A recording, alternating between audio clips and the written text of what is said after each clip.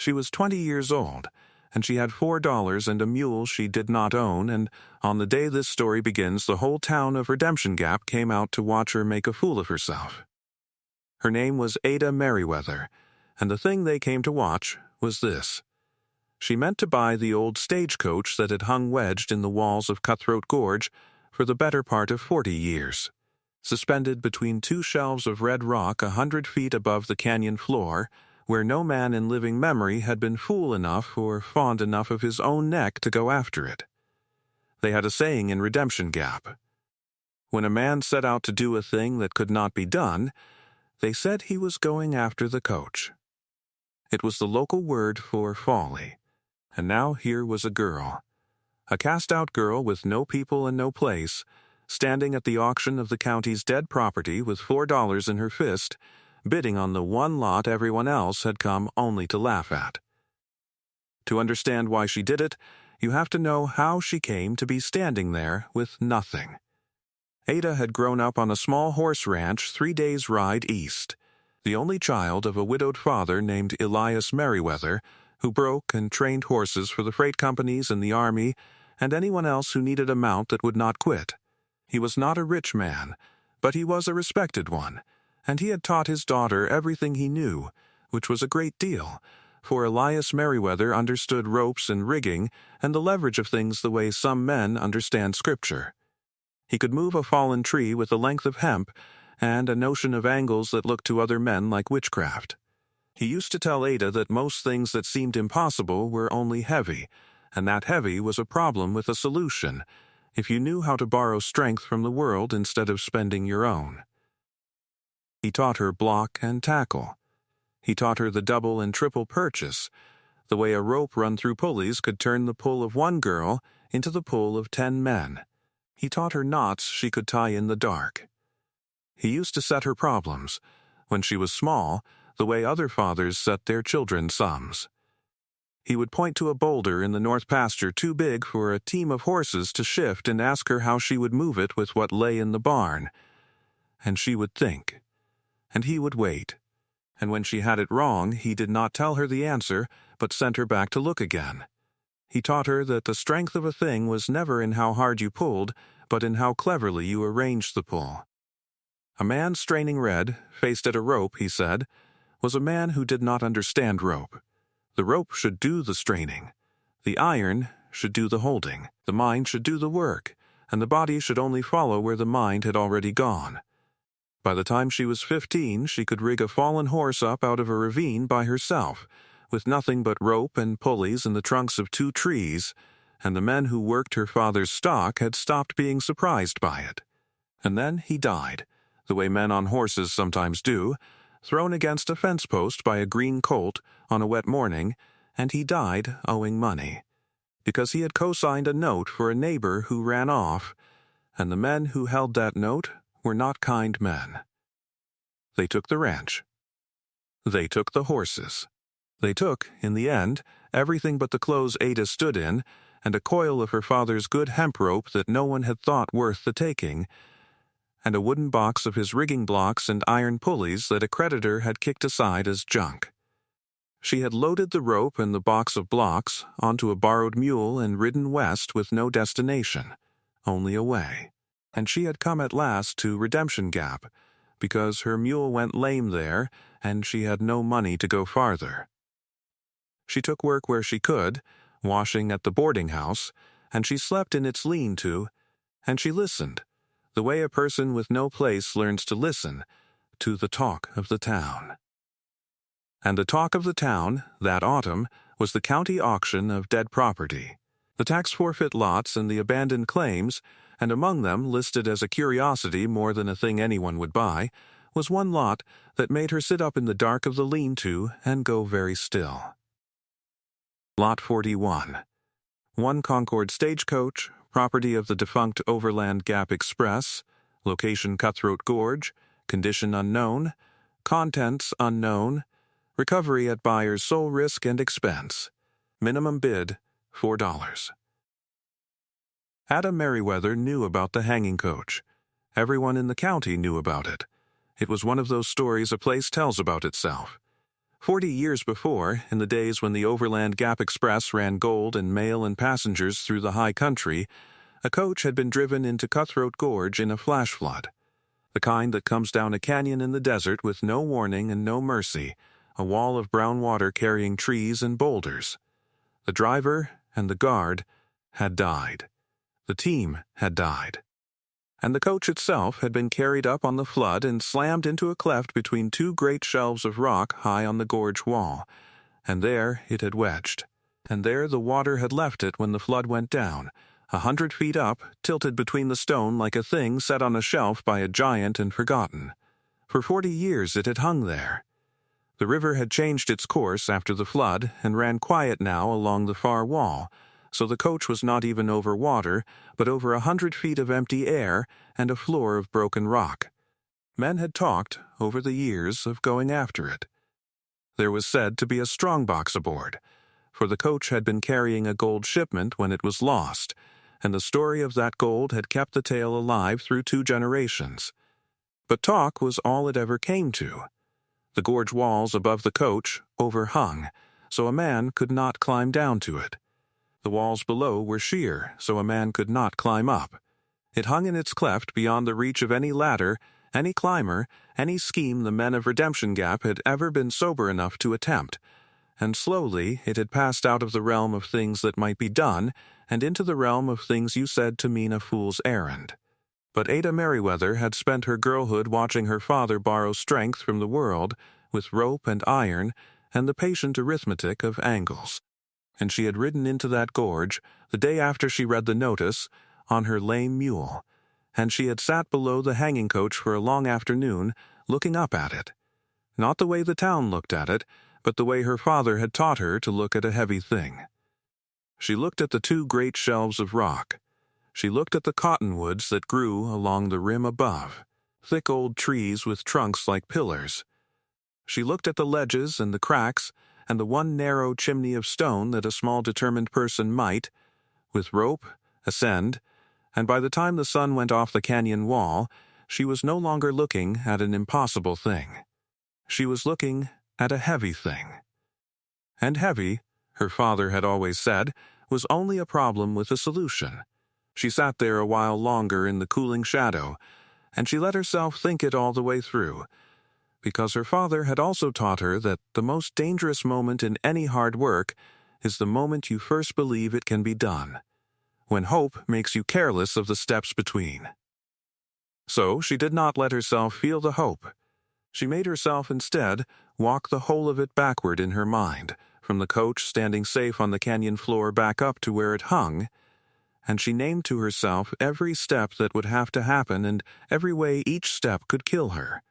And only when she had a plain, unhopeful answer to each did she allow herself to believe it was a thing she could do. It would take rope she had. It would take iron she had. It would take 11 days, she guessed, and it would take nerve, and it would take her telling no one, for a thing like this, half explained to people who could not see it, would only bring interference and advice and men who wanted to help by doing it wrong. She would do it alone. She had done everything alone for a year now. She knew the shape of alone. So settle in, and let us tell you the story of Ada Merriweather and the coach that hung 40 years in Cutthroat Gorge, and what she did that silenced a whole town that had come to laugh. And if a story of quiet nerve and patient hands is the kind of thing you came here for tonight, light a lantern with us, subscribe, and tell us in the comments where in this wide country you're watching from. We're always glad of the company. The auction was held on the porch of the county land office, and it was a fine, bright morning, and a crowd had gathered because auctions were entertainment in a town with little of it, and because word had gone round that the washerwoman's girl meant to bid on the coach. When the auctioneer read out Lot 41 there was a ripple of laughter through the crowd before Ada even raised her hand. And when she said, clear and steady, that she would bid the $4, the laughter came loud and open. A man named Boyd Trask laughed loudest of all. He was a freighter, a big florid man who owned wagons and mule teams and a good deal of the town's opinion of itself, and he was the kind of man who needed everyone to see him being amused. He called out across the crowd, asking did the little lady have a ladder 100 feet tall, asking would she like to borrow his angel wings, asking the crowd whether they'd ever seen $4 thrown so far down a hole. The crowd laughed with him, because it is easy to laugh with the big man, and Ada stood in the middle of it with her chin up and her $4 on the auctioneer's table and said nothing at all. She had learned, in the hard year behind her, that there is a kind of strength in silence that mockery cannot find a grip on. She let them laugh. She signed the paper. The coach, and whatever was in it, and the sole risk and expense of getting it down, were hers. Boyd Trask, still grinning, made her an offer as she left the porch. He would give her $5 for her paper, right now a whole dollar of profit, and she could walk away having got the best of the county for once in her life. It was said kindly enough, but it was not kind. It was a man offering a child a sweet to make her let go of a thing he had decided was really his to laugh at. Ada thanked him and said no. Something crossed Boyd Trask's face then, just for a moment, some flicker that was not amusement, because a man like that does not like to be told no by a washerwoman's girl in front of the town. But he covered it with a laugh and told her to enjoy her coach, and the crowd drifted off to its business, and Ada Merriweather walked back to the boarding-house lean to begin the work. She worked for 11 days, and she worked mostly alone, and she worked at the top of the gorge where the town could not easily see her, which suited her. For the work was hers, and the manner of it was her father's, and she did not care to have it watched. The first days she spent on the rim, among the old cottonwoods, doing the patient, invisible work that all real work begins with. She chose her trees the way her father had taught her, testing them, reading the soundness of them. For a rigging is only as good as the thing it is anchored to, and a rotten anchor is a grave. She found 3 cottonwoods that grew close together at the rim directly above the hanging coach, their roots gone deep into the rock over a century, trunks she could not have reached around. To these she would trust the weight. Then came the rope work, and here was where 40 years of Redemption Gap's failed imaginings fell away before a thing they had none of them thought to try. The men who had dreamed of the coach had all dreamed of reaching it, of getting a man down to it or up to it, and every one of those dreams had died on the overhanging rock. But Ada did not need to reach the coach with her body. She needed only to reach it with a rope, and a rope can go where a man cannot. She spent 2 days simply getting a line to the coach. She could not throw it, the distance and the wind defeated her. So she did what her father would have done and thought sideways around the problem. She climbed the one narrow stone chimney she had marked, a chute in the rock a body's width across, bracing back and knee against the 2 walls the way her father had taught her to climb a well, and it took her the better part of a morning and left her hands raw, but it brought her up alongside the cleft, where the coach hung. Close enough. That first climb nearly ended her, and she would tell no one of it for years. Halfway up the chimney her foot found a scale of rock that looked sound and was not, and it broke away under her, and for the length of a held breath she hung by the pressure of her shoulders and one bleeding hand against the cold stone, with 100 feet of nothing beneath her heels. She did not panic. Panic, her father had told her, is the body trying to do the mind's job, and it does it badly. She breathed. She found the far wall again with her boot. She waited until her heart had quieted, and then she went on, slower, testing every hold twice, and she reached the top of the chimney and lay a while on the ledge with her cheek against the warm rock. Alive, and did not let herself think about the fall until much later, when it could no longer make her hands shake. From there, clinging in the chimney, she was able to pass a light line through the frame of the old coach, through the empty window where the leather curtain had rotted away, and out the far side, and to work it around the main axle beneath. It was slow, blind, finger work, feeding the stiff cord through a gap she could barely see, coaxing it around timber she could not reach, and she lost count of the times it snagged, and had to be drawn back and started again. But her father had taught her that patience is only stubbornness pointed somewhere useful, and she had a great deal of stubbornness. When she came down she had a loop of light line running through the guts of the coach, and to that light line she bent a heavier one, and drew it through, and to the heavier one a heavier still, until at last she had her father's good hemp hawser passing clean around the frame of the hanging coach, both ends in her hands at the top of the gorge. That was the whole battle, though the town did not know it. Once a rope is on a thing, the thing is no longer beyond reach. It is only heavy. The rest was arithmetic, and iron, and patience. She built her purchase at the 3 cottonwoods, and here the wooden box of her father's blocks and pulleys, the junk a creditor had kicked aside, became the most valuable thing in the county. She rigged a triple purchase, 3 blocks above and 3 below, the hawser running back and forth between them 6 times over, so that the weight of the coach, when she took it, would be divided into a load one girl could hold. She checked every block. She greased every sheave with tallow from the boarding-house kitchen. She tied off her anchor lines with the knots she could tie in the dark, and she backed up every one, for her father had taught her that a rigger who trusts a single line is a rigger who dies, and that the whole art of moving heavy things safely is the art of assuming that any one thing will fail, and arranging that it will not matter when it does. On the 11th day she was ready to take the weight, and it was on the 11th day that Boyd Trask came out to the gorge to watch her fail, and brought half the town with him. They came in the afternoon, a good crowd of them, on horseback and on foot, Boyd Trask at the head of them full of loud good humor, come to see the washerwoman's girl learn what the whole county already knew, that the coach could not be brought down, and $4 was $4 gone. They lined the rim at a little distance, and they watched her at her ropes, and Boyd Trask made his jokes, and the crowd laughed, though a little less easily now, for there was something in the seriousness of the girl, and the strange spidered rigging of ropes and iron running down over the rim that gave even a mocking crowd a moment's pause. Ada Merriweather paid them no mind at all. She had one last time checked her anchors and her blocks. Now she took the hauling part of her rope, the free end that came off the last block, and she braced her feet, and she began, slowly, to take up the strain. For a long moment nothing happened, and Boyd Trask laughed and said there it was, $4 worth of nothing. And then, with a groan of old timber and a shower of dust and small stones from the cleft 100 feet below, the stagecoach moved. It came free of the rock that had held it 40 years. It swung, gently, out into the empty air of the gorge, turning slowly on the rope, and it hung there now not on the mountain but on Ada Merriweather's rigging, on 3 cottonwoods and 6 parts of hemp, and the patient arithmetic of a dead horsebreaker who had taught his daughter that heavy was only a problem with a solution, and the crowd on the rim went silent.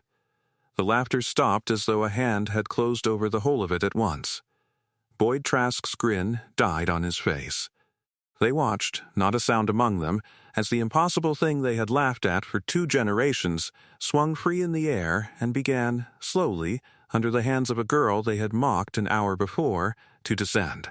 She lowered it the way her father had taught her to lower a heavy thing, which is to say slowly, and with total attention, hand over hand, letting the purchase and the friction of the sheaves do the holding while she governed the pace. This was the part that could still kill her, and she knew it, and she did not let the silence of the crowd or the swing of the coach or the ache in her arms pull her attention from the rope.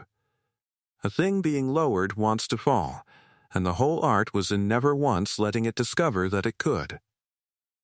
She fed the rope through her gloved hands, a hand's breadth at a time, feeling the weight in every fiber of the hemp, listening to her blocks, watching the coach turn slow circles below her as it came down through the empty air.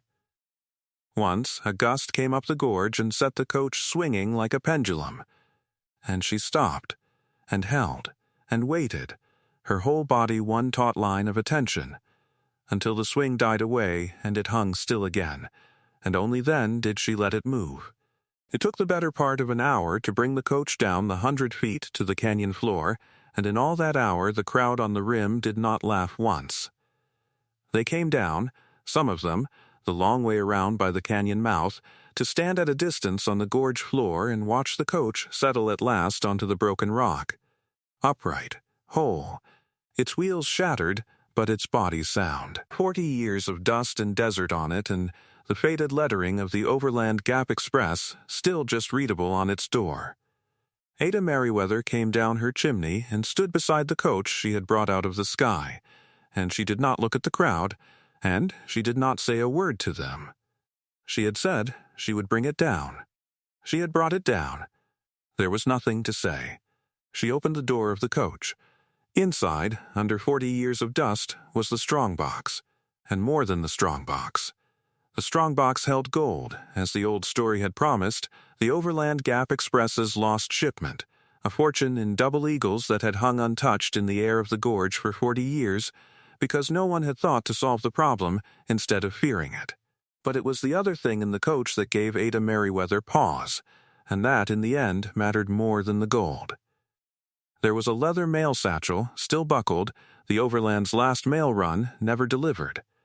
And inside it, dry and preserved by 40 years of desert air, were the letters and the papers of a whole county's business, 40 years gone, deeds, and land patents, and a bundle of documents that Ada, sitting on the canyon floor reading by the last of the light while the town stood watching from a distance, slowly understood to be the recorded, witnessed, and never delivered land claims of a dozen families who had filed on the high country range and then, when their filing papers vanished with the lost coach and could not be proven, had lost their land to those who could afford to refile and dispute. And the name that appeared again and again on the disputed refilings, the man whose family had built its freighting fortune on range that had been quietly taken from families who could never prove their claim because the proof had hung 40 years in a gorge, was Trask. Ada Merriweather looked up from the papers then across the canyon floor to where Boyd Trask stood among the crowd. And she still did not say anything. But Boyd Trask, looking at the girl in the open coach and the satchel of papers in her hands, went as pale as the men on the rim had gone silent, because a man who has built his house on a buried thing knows the look of that thing coming up out of the ground. What followed was slow, the way true justice is always slow, and Ada Merriweather went about it with the same patience she had brought to her ropes. She did not confront Boyd Trask. She did not shout her discovery to the crowd. She took the satchel to the county seat, 3 days' ride, and she laid the 40-year-old documents before the federal land office, the deeds and the patents and the witnessed claims, and she asked, quietly, that they be examined. And they were examined, by men whose business was the truth of paper, and the paper was true. The original claims, filed and witnessed 4 decades before, took precedence in law over every refiling that had followed, and the refilings, when set beside the originals, showed a pattern that no honest man could look at and call chance. The high country range went back to the families that had lost it, or to their children, or their children's children, tracked down one by one over the following year through the records the coach had carried. Land that the Trask family had held for 2 generations came apart in the hands of the courts. Boyd Trask was not hanged, and not even, in the end, jailed, for the men who had done the original taking were long dead, and the law is a blunt instrument against inherited theft. But the fortune that had made him big enough to laugh at a washerwoman's girl was found to be built on stolen ground, and it was taken from him and returned, and the town that had laughed with him watched him become. Over that slow year, a small man who had once been large. He left Redemption Gap before the year was out. No one asked him to stay. The gold, by the law of salvage and finding, was largely Ada's, for she had recovered it at her own risk and sole expense, as the auction paper had plainly said, and no one disputed her right to it, least of all the families whose land she had handed back, and who would have given her the gold gladly if the law had not already given it to her. She was not poor anymore. She was, by the measure of Redemption Gap, a wealthy woman, 20 years old, who 11 days before had slept in a lean-to and washed other people's linen. She did not leave. She bought the boarding house where she had slept in the lean-to, and then she bought the freight line that Boyd Trask's ruin had left masterless, and she ran it well, for she understood better than any man in the county how to move heavy things from one place to another and make them arrive. She hired the teamsters Trask had let go. She kept her father's box of blocks and pulleys on a shelf in her office where she could see it, greased and sound, though she never again needed it for anything so grand as a coach out of the sky.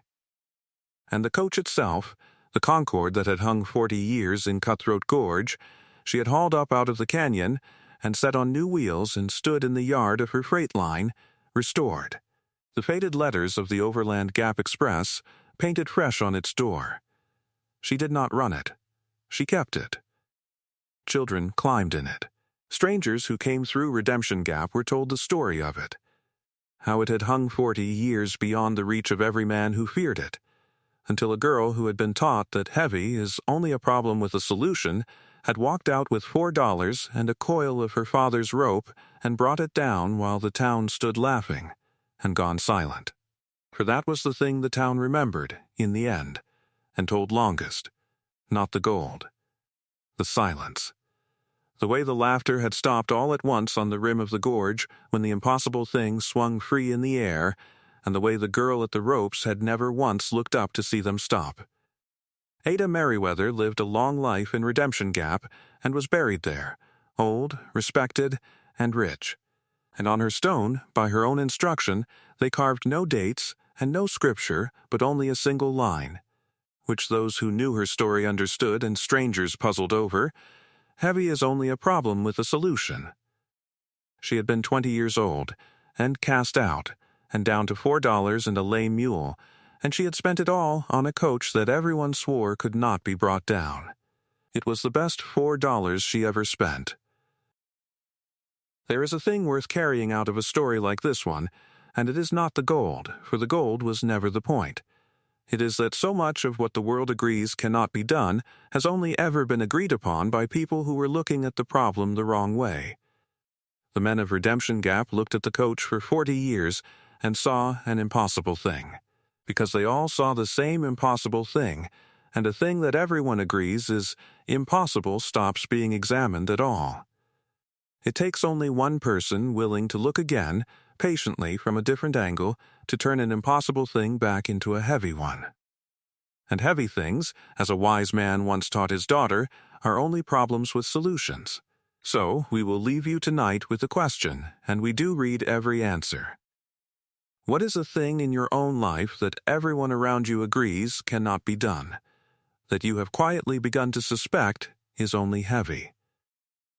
Tell us in the comments below. Light a lantern with us, subscribe if this story kept you company tonight, and we will see you down the line, where the next story is already waiting in the dark.